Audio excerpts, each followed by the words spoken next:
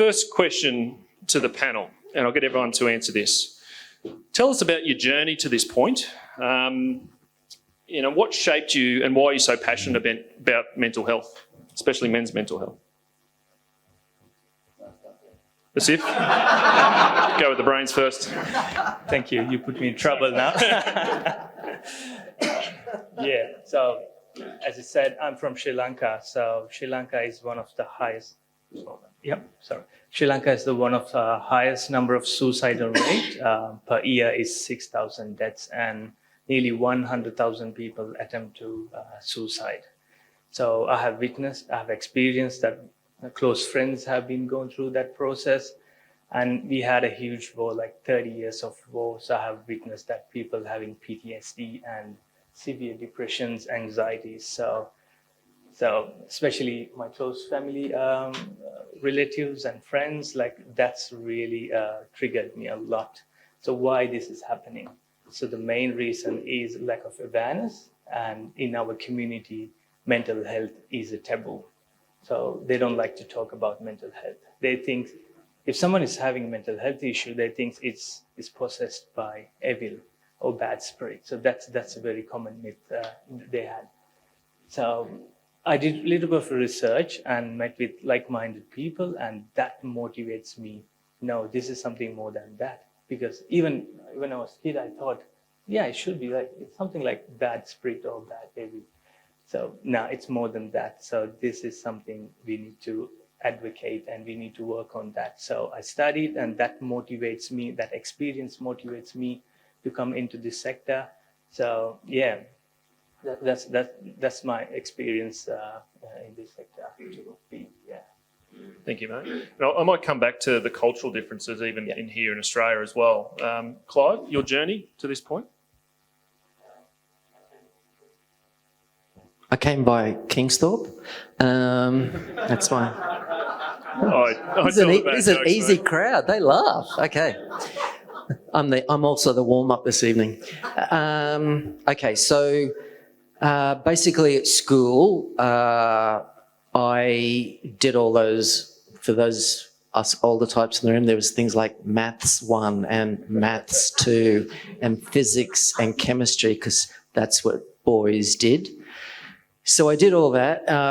I think I was pretty clever. I was a little gay boy in a private boys' school trying to make myself as invisible as possible.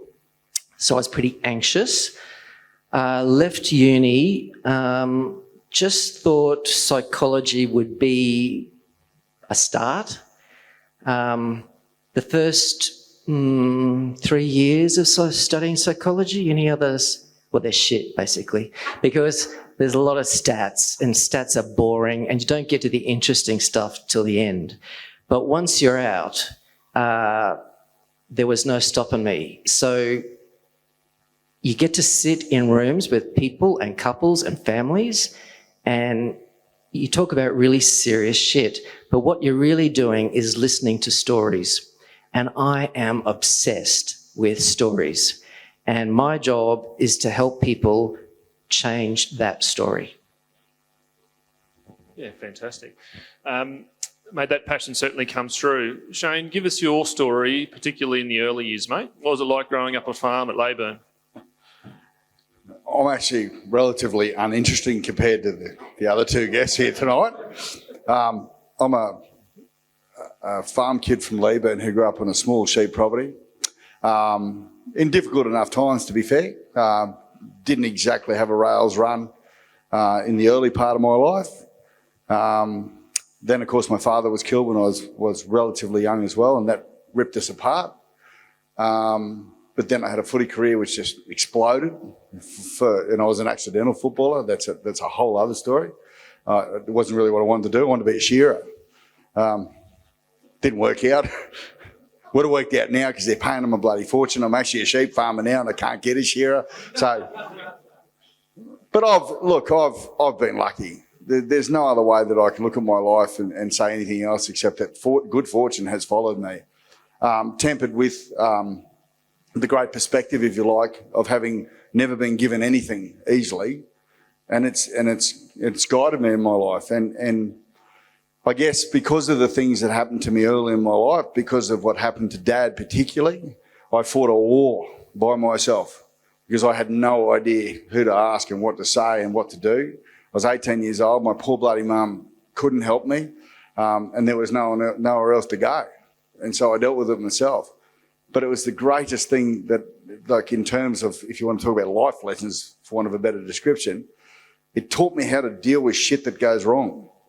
And it is a great skill to have because I have this wonderful perspective now because that made me wake up and realise that some things in life are worth worrying about, others are not. And so I've had that perspective. I wish I didn't have it in some respects because I still have my dad. But because of that, and in some ways it made me a bit of a beacon for some of my mates because I've helped plenty of them. And the other thing I've been lucky enough to be is a good communicator. And we talk about this stuff. One of the great weapons you've got against anything is the ability to talk. Whatever doesn't like internalise inside your head that you can get out and make it leave you. Well, that's what happiness looks like. And so I've helped a lot of my mates who have been through various different things, and they gravitate toward me because I feel like they have seen what they saw me go through it. They didn't understand it. I didn't understand it when I was young, but they were all there and they knew I got through it. And now I feel like they come to me to think, well, okay, you got through that. You can help me get through this. And I can because I lived through it. But it's given me maybe sometimes I think I'm not the best bloke to talk about stuff like this because it's given me a relatively hard-edged view of this stuff.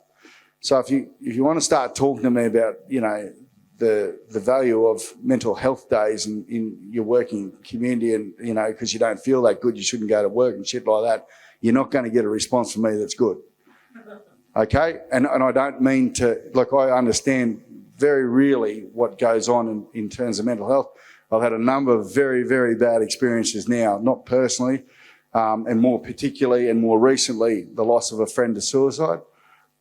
So I know it's real, don't get me wrong, but it is the over importance or the over embellishment of things that don't matter that make it really, really hard for the things that do. And so in this space, I think I've got to tread very carefully. So, mate, one of the things, and I think just understanding and explaining, I suppose, your approach to how you deal with things. And I think that's very important because we all deal with things very differently. Mate, you touched on your dad really briefly and your world caved in fairly quickly. And you wanted to move back home straight away, give up your Broncos career and go back and run the farm that you probably didn't have the skills, experience or the capacity to do. What did Mum tell you? So my mother, God bless her, if I have someone to look at when things go wrong in my life, and things always go wrong in life, that's what life is. Anyone who thinks it's different isn't living. So things go wrong. And when I think about that, I think about my mum. So when I went home, when Dad was killed, I was particularly struggling in Brisbane because I didn't want to be in Brisbane. A kid from Leeburn doesn't really want to go and live in Brisbane. And so I was very much struggling, and footy was pretty much not going to happen. And then Dad was killed. I go home, the whole world's ripped apart. All I ever wanted to do was be in agriculture. I never wanted to do anything else. And so all of that was cascading down upon me. And I we buried Dad. We got through the worst of that. Get out the other side, that's when the decisions have got to get made. And that's when life gets proper tough. And then, I came up with this idea that I would stay home and run our farm. My father was killed working away from our farm because our farm had become unviable. It was too small. They'd bought it in the 70s and Dad hadn't done well enough to be able to expand all this. And so my dad, who was infinitely more capable than me, had to go and get a job away from the farm. So I thought I could come home, and that's the arrogance of youth, is that I thought I could come home and I could do it better, which was bullshit. And anyway, so I went to Mum. This is probably, you're going to remember this when I tell you this story. We're in the midst of the hardest thing that's ever happened in my family. So reactions and that are not normal. So I go to Mum and I said, Mum, because it was getting time. My brother had already gone back to work. He was a couple of years in front of me and immersed in his banking career. He had to go. Anyway, I'd stayed because the Broncos have been kind enough to let me, they just said, take your time and do what you got to do. So I went to Mum and said, Mum, I'm not going back. Oh, what are you going to do? So I'm coming home and run the farm. I'll do this, I'll do that. Mum goes, don't think that sounds like a good idea.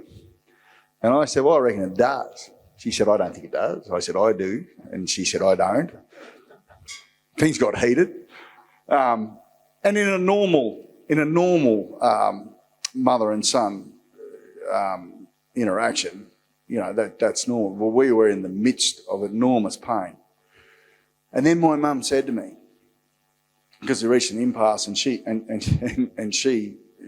went round that and said, well, listen, you can do whatever you want, but you won't be doing it here. And I said, what do you mean? Well, she said, and with that, sent me away. And I went back to Brisbane. Years later, and this is what I admire, the mental strength of my mother. Like, years later, at the time, and rather childishly, well, not rather, I was very childish and very immature and dealing with something that I probably shouldn't have had to deal with at that age. But I took it personally. And that's rather embarrassing when I say it out loud now. But years later, I talked to Mum about it, and we'd got over it by then. And Mum said, all I wanted you to do was to stay. She said, I was, she was in financial drama. She'd lost Dad. She was frightened. She didn't know what to do next. She said, all I wanted to do was have one of you with me. She said, but I couldn't let you do that.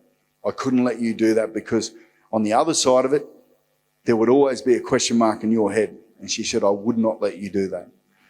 And so when I'm asked to talk about this stuff, that's what I go back to. That's what I measure off. So and I more recently said, I'm a little bit difficult with this stuff, but so my daughter, who's a champion, but she got the shits about something I wouldn't let her do and started crying. And I said to her, what do you reckon someone who yesterday was diagnosed with terminal cancer, what do you reckon they're crying about? Do you reckon they're crying about what you're crying about?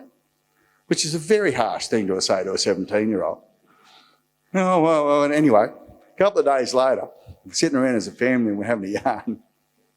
And Gracie brings it up and she goes, well, Dad's told me I'm not allowed to cry unless I've got cancer. I can't help being the way I am. The way I've dealt with the inevitable barrage of crap that comes into everyone's life is to measure off what my parents gave me. And they had nothing go right for them. You want to be tough in life, think about the people. See, we're all good when things are good.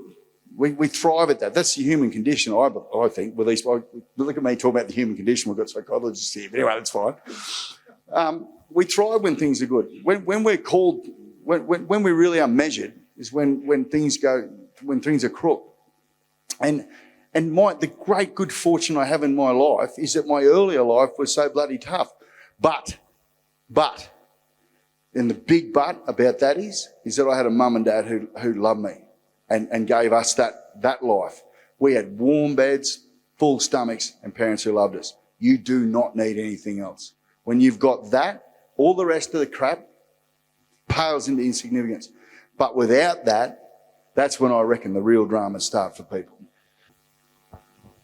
I think I'm about to be controversial. Has everyone got a drink? Life is tough and people have to learn that life is tough. What I worry about is when people learn to not pay attention to how they feel. Feelings aren't facts. They're not. But they're a bloody good guide to something.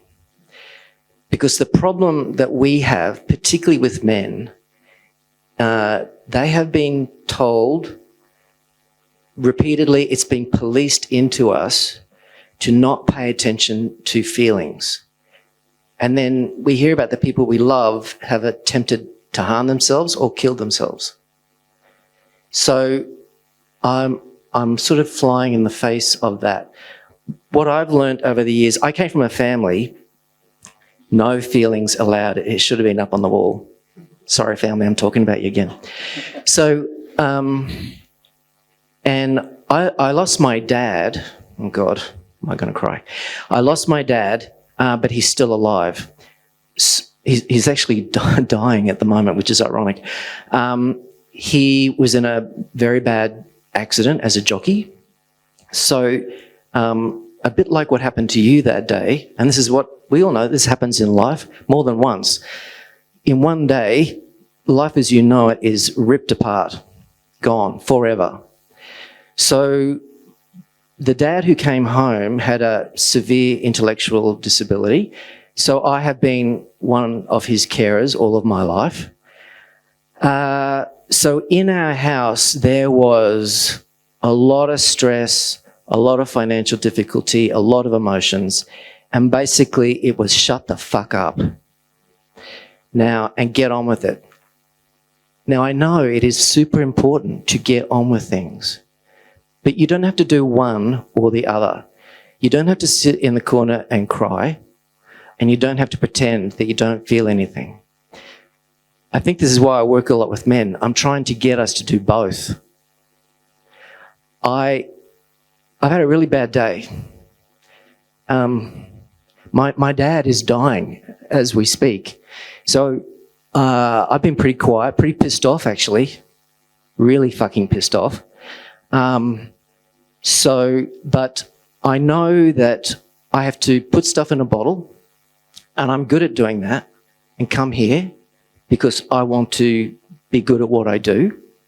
But later tonight, I'm going to take the cap off the bottle with Todd, maybe have a glass of wine or two, and I'll call my sisters or my brother, and hopefully we'll all take our caps off in the days and weeks that follow. I should tell you that the history of the people in my family, when they get into palliative care, it's like they never want to move out. It just goes on and on and on. So it's a bit of an endurance test, but anyway, we're getting there. So yeah, I'm being controversial. I don't want any more silent men pretending they're not feeling. My business is busy enough, and suicide attempts, suicide rates are already high enough. I don't know if I answered your question, but I think you have, and I think one of the cornerstones of what you believe in, Clive, is being heroic.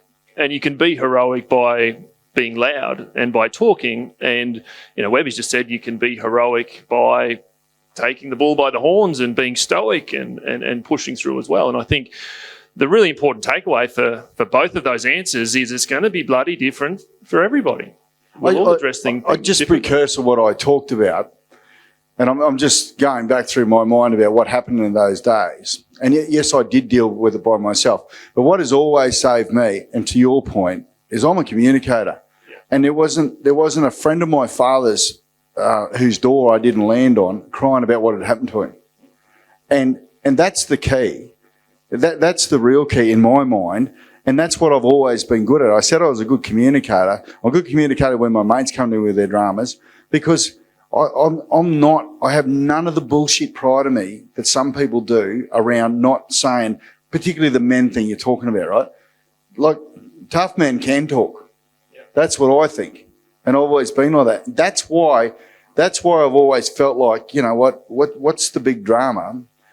And that's wrong of me to say that, because I have the ability, when something's going on, I'll find someone to whinge about it too. And that takes it out of me, puts it onto them.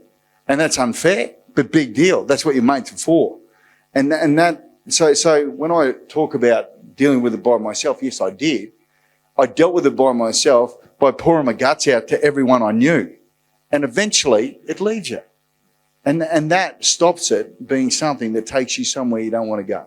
That's my experience, at least. Yeah, it's getting those thoughts out, communicating well, expressing your emotions in different ways as well. Because I do not subscribe to the theory of men should be tough, or anyone should be tough, and dealing with something, shut up and deal with it. Pig's ass. Yeah. Deal with it by being strong about it and talking to people about it, but then be strong. So there's nothing weak about expressing what's going on in your life to someone you know. What is weak is if you let that. No, sorry, I shouldn't say that. What becomes weak if you let it ride over the top of you, once you get it all out and if you keep regurgitating and don't move forward, bad things, we all know this. I look at this room, every one of us has experienced something tough. We all know you've got to get past it, but you don't want to be carrying it with you. And so my thought process has always been around about get all the garbage out and leave it behind and move on. One of the key takeaways for that is, social connection as well and communication, the need for everybody to be needed. Sif, I'll go to you. One of the really key pillars that, we believe at Momentum is that social connection piece and the 5 ways to wellbeing. Give us a bit of an idea or a run through of what the 5 ways to wellbeing is and some ways that people can work on their mental fitness. Yep. So well-being can be, people have different meanings. What is well-being? It's unique to everyone. But in simple, I would say it's a state of being comfortable, being happy, and be healthy. So I know it's very busy life we are having. Where's our happiness? We have missed that. So we are running around like, like mad dogs, and we are so busy in the life. We never care about our life. So in order to be happy, there's an evidence-based research says there are 5 ways that you could practice or you can do every day-to-day life thing. So, and also the same research says the happier person could bring 7.5 years. They can add 7.5 years to their life. So 7.5 years is really big number in your life. So what you could do, so the 5 ways of well-being, they talk about connections. The first is connect. So connecting with others, connecting with your families, friends, that's one of the key things. So the second one is they're talking about be active. So try to be active, do your daily exercises, be active physically and mentally, and be aware. So be mindful. So that's the third one. So what's happening around and being mindful, and it's important. And the fourth one is keep learning. So we need to knowledgeable like what's happening, and day-to-day learning. So it's really, really important. And the fifth one in the 5 ways of well-being is help others. So help others and go and talk to your mate and see, mate, do you need any help? So how can I help you? So are you okay? So is everything all right? So is that something that I could do? So these are the 5 simple steps that we promote. So that's called 5 ways of well-being. So I would encourage everyone to go to the websites, the Momentum websites. So we have and 5 ways of well-being website. So you can download heaps of information under each pillars, what you could do in order to connect, to be active and keep learning and help others. So yeah, so that's really important. Yeah. Absolutely, no, great tips. Why are blokes so bloody bad at talking about this? Let's be honest. Unfortunately, one of the biggest killers in Australia for young men, or the biggest, is car accidents for young kids and then suicide. Why are we so bloody bad at having these conversations or asking for help?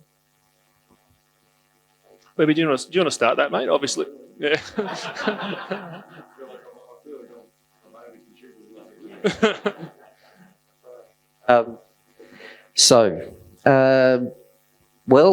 Just take a seat. This is going to take a while.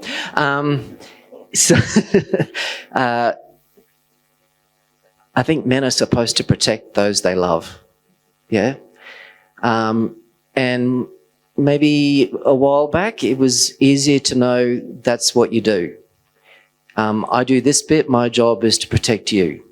And so that's what men do. And then sometimes that means men have to go and do shit when there's chaos happening. But if you think back to in your family, in your schools, what is it that you learnt about being a little boy? And I don't know if maybe this was just my school, you know, maybe this is just a private boys' school thing, I don't know. We policed each other's behaviours pretty strongly. Anything that was seen weak, you got it, man. You were, well, there was no gay back then, but there was pufta, all right? Or there was a slur, or you're a girl. So you're learning that being strong is important, and it is important. And man, it absolutely is important. It is important to protect your people that you love. So that's all good up until a point. But then I think there comes a time in everybody's life, I don't know if you're from Bar Soap, but I'm pretty sure I know that suddenly there's a point in your life, there's a day in your life where the way that you coped by being strong up to that day just doesn't work anymore. It just doesn't work. Things happen that you just can't believe. And suddenly you're in this life that yesterday looked completely different, and today it's like, what the fuck? I'm swearing a lot tonight, so I better turn that down a bit. Sorry. I liked it, actually. Sorry about that. So I do not swear a lot, okay? I haven't sworn at all. Yeah, okay. So maybe we should have a jar. So come that day, you're going to struggle, because I'll tell you a story. There was a guy, he's a CEO. He got this job, he moves to Southeast Asia, and he's got a wife, a little child. They arrive, she has another child there. Business has gone boom. Nice apartment, you know, nice holidays. It looks like a great life. But at some point, the work becomes a bit more than he can chew. So what do we tell little boys, young blokes to do when things go wrong? Work harder, yeah? And maybe 8 times out of 10, that will work. So he works harder, and that's okay for 6 months. But then he's working a bit longer, he's going in early, he's coming back later, and his wife, who doesn't speak the language, is kind of pretty isolated at home, and she's there with 2 kids. There's a bit more barneys happening in the kitchen, in the lounge room, all that sort of stuff. So anyway, the workplace situation gets worse. And what does he do? He works harder, right? But now he's being told that if he doesn't get his shit together, he's going to lose this job. So then, now I don't have to tell you guys this. If the women in the room, you don't know this already, you should. Men take being a provider super, super seriously. Super seriously. Once that first kid comes, for most men, it really kicks in. Super serious being provider. So now he's really stressed about what's going to happen. We're in this foreign country. Where's this money going to come from? So long story short, he's drinking more, he's arguing more, he's working more. The emotions that he's experiencing, he's trying to numb, and it's just not happening. The relationship is falling apart. She comes home to Australia. He's there alone, and he decides to self-harm. Now, so where am I going with this? Somewhere along the line, he learned that being strong is a good thing, and 8 times out of 10, it's going to be a good thing. But there's going to come a day in your life when it simply won't fucking work, and you're going to have to ask for help. And that's the stuff that we were policed when we were younger. Don't do that, man. Because if you ask for help, you're going to get kicked out of the club. Did that story make sense? I think one of the things that I absolutely wanted to talk to is the position or the importance of role models in our lives. And clearly we've all got really strong people in our lives that have helped us in different parts. Webby, I'll go back to a sliding doors moment back in your early footy days. An under-18 final, Wattles versus Newtown, and the Newtown coach got this skinny, tall bloke who was in Brisbane up to Toowoomba to have a look at the Newtown bloke, because he was a pretty good prospect. Talk about a sliding doors moment and who that introduced you to in your life, mate. Knows the difference between things that you should be talking about and things that you shouldn't. Now, that's a really, really hard thing, because obviously it's a subjective thing. What's important to someone is not important to others. But sometimes you do need help to know that. And like, he helped me through the death of my father in a big way. And he's one of these great communicators. Like he's right into, like he's not into the stoic, shut up and never talk about it. He's into talk about it, let's fix it, and then get the hell on with your job. And that's the sort of way that's the way that I deal with things, and that's the sort of mentor that he's been.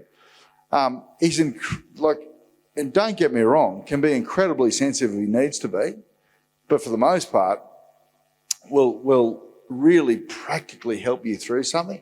And that's what I think in terms of when we talk about, I like to talk about mental fitness, not mental health, like because we tend to want to treat our brain differently to the rest of our body, and I don't understand what that is.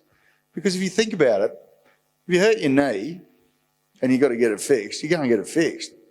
If you hurt your brain, and you know when you've hurt your brain, and what I'm talking about, if something goes wrong, you know you're not yourself. Everybody knows that.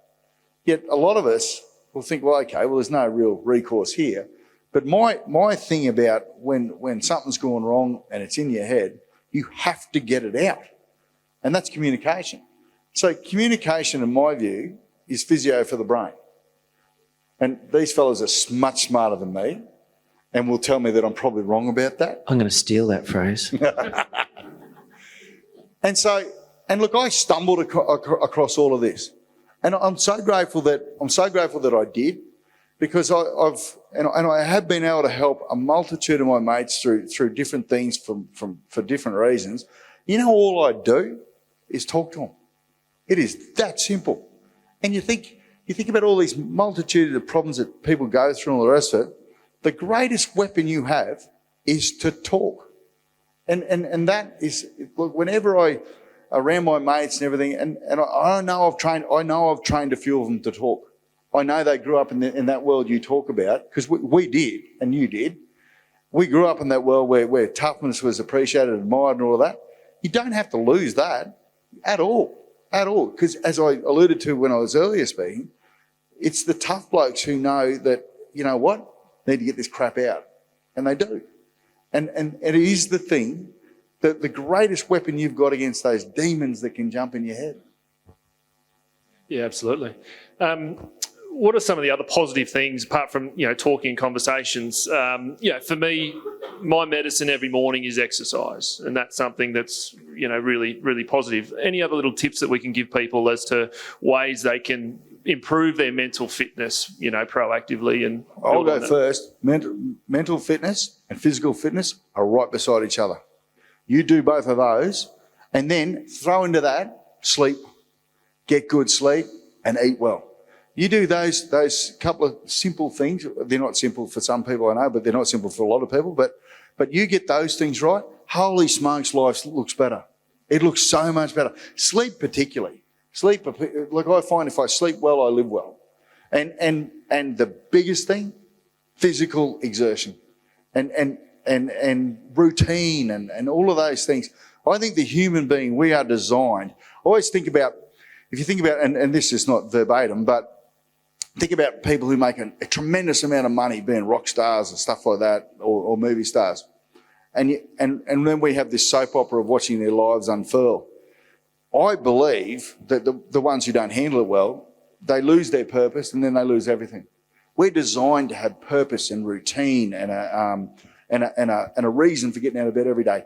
And I really think routine is one of the biggest ones. When you play professional sport, the big thing that's hammered into you is for repeatability, which is what professional sport is, to repeat your ability. The most important thing that you have is routine. And you stick to that routine, and more often than not, it sticks with you.